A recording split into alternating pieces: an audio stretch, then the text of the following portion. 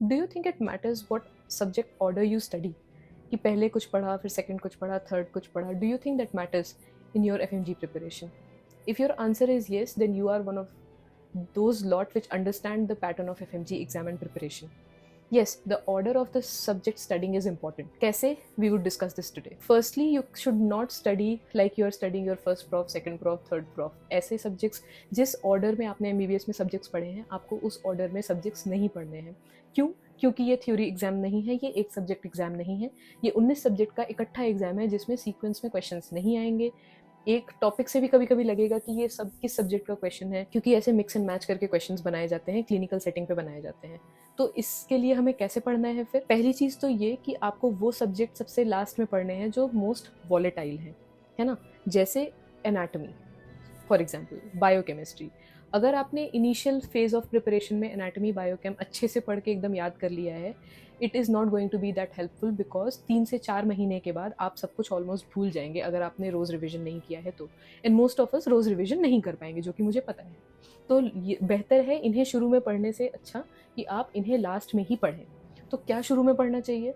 देखिए, मेडिसिन से ही मत उठा लीजिएगा. एग्जैक्टली इनिशियली मेडिसिन उठा के बैठोगे तो मेडिसिन में कुछ समझ में नहीं आएगा, क्योंकि मेडिसिन के लिए सबसे इम्पॉर्टेंट चीज़ है बेस फॉर्म करना. किसी भी बिल्डिंग को बनाने के लिए सबसे इंपॉर्टेंट चीज़ जैसे कि होती है बेस और फाउंडेशन, वैसे ही बड़े सब्जेक्ट्स को पढ़ने के लिए फाउंडेशन इंपॉर्टेंट होती है.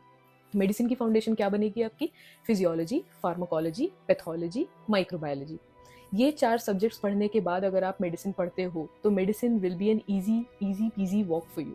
मेडिसिन आपको ऐसा लगेगा आधी चीज़ें तो मैंने पैथो में पढ़ रखी हैं इसकी, आधी चीज़ें तो मैंने फार्मा में अभी पढ़ रखी हैं इसकी.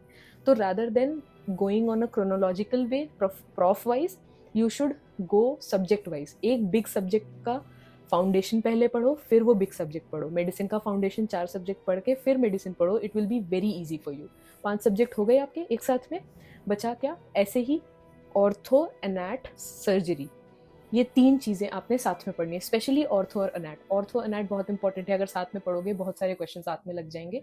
और जो कन्फ्यूजन होता है, बार बार भूलते हैं, क्योंकि ऑर्थो की एनाटमी से सवाल आते हैं, है ना. एक्सरे में देके आपको बोन पूछ लेता है, एक्सरे दिखा के बोन पूछ लेता है एरो करके कि ये कौन सी बोन है बताओ. इस तरह से भी एफएमजी में सवाल आते हैं. तो आपको क्लिनिकल एस्पेक्ट से पढ़ना है.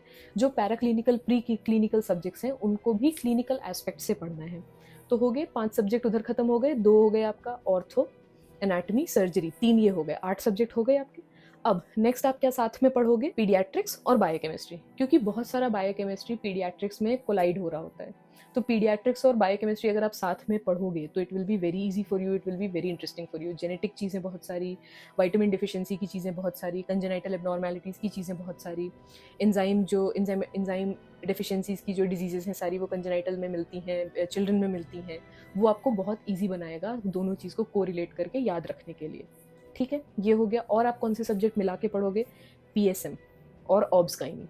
पीएसएम और ऑब्सगाइनी के बहुत सारे टॉपिक्स हैं, एनीमिया वगैरह जैसे, वैक्सीनेशन जैसे, बहुत सारी चीज़ें ऐसी हैं जो बहुत आगे पीछे मैच करती हैं.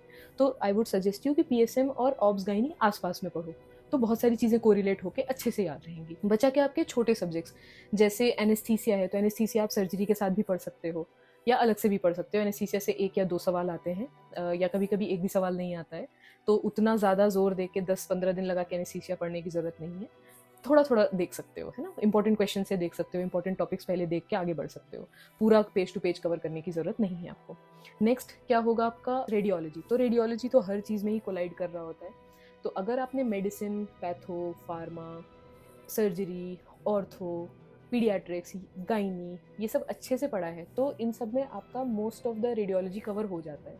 या रेडियोलॉजी आप अच्छे से पढ़ लो तो रेडियोलॉजिकल इमेजेस इन सब में आपकी कवर हो जाएंगी, इधर और. ठीक है, तो रेडियोलॉजी को भी आपको फ्लिप करके देखना होगा. इमेजेस वेरी इंपॉर्टेंट, कौन सी पिक्चर कहाँ. न्यूरो एनाट में इमेजेस बहुत इंपॉर्टेंट है, बहुत बार सवाल आते हैं. ऑलराइट, अब क्या बच गया हमारे पास? ऑप्थाल, ईएनटी. ऑप्थाल ईएनटी को आप सिमिलरली पढ़ सकते हो क्योंकि इनका कोरिलेशन बहुत ज़्यादा सब्जेक्ट से नहीं है. साइकेट्री, डर्मा, ये छोटे छोटे सब्जेक्ट्स हैं, इनको साथ में क्लब करके 2-2 दिन दे के पढ़ सकते हो. मगर जो बिग 4 हैं हमारे, the big 4 are medicine, PSM, surgery, obs gynae. इनकी फाउंडेशन के साथ इनको पढ़ोगे तो सब्जेक्ट ईजी रहेगा, इंटरेस्टिंग रहेगा, कॉन्सेप्ट्स एप्लीकेबल लगेंगे, नहीं तो सिर्फ ऐसे बायोकेमिस्ट्री पढ़ते जाओगे, उसकी एप्लीकेबिलिटी आपको नहीं पता होगी जो आपको पीडियाट्रिक्स में पता चलेगी। तो जब तक आप पीडियाट्रिक्स में पहुंचोगे आप बायोकेम भी भूल चुके होगे और पीडियाट्रिक्स का भी सवाल आपको समझ नहीं आ रहा होगा। इसलिए कोरिलेशन बना के पढ़ना बहुत इंपॉर्टेंट है। Correlation is the key. Correlation बना के आप सारी चीज़ें लिंक करके अगर नहीं पढ़ोगे तो एग्जाम हॉल में बैठ के लिंक करने में बहुत प्रॉब्लम होगी। वहाँ बैठ के लिंक नहीं होगा, वहाँ बैठ के तो फिर क्वेश्चन गलत होगा। ठीक है, इसीलिए अभी से पहले से ही इस माइंडसेट से चलो कि आपको क्लिनिकल ओरिएंटेशन के साथ सब्जेक्ट्स पढ़ने हैं। सिर्फ पढ़ने के लिए नहीं पढ़ने हैं, थ्योरी एग्जाम नहीं देना है, एफएमजी में क्वेश्चन मार्क करना है, आगे लाइफ में बढ़ना है ना। That is all for today. Thank you so much for watching. Please like, comment and subscribe to our channel. We are also there on Instagram. Instagram पे भी आप हमको follow कर सकते हो. All the links are given in the description. If you are in need of personal guidance, if you want, we hold your hand and guide you in every step of your FMG preparation. नीचे description box में link में आपको एक form मिलेगा, वो form fill up कीजिए and we'll reach out to you. Thank you so much for watching. This is Dr. Smita. I would love to help you out.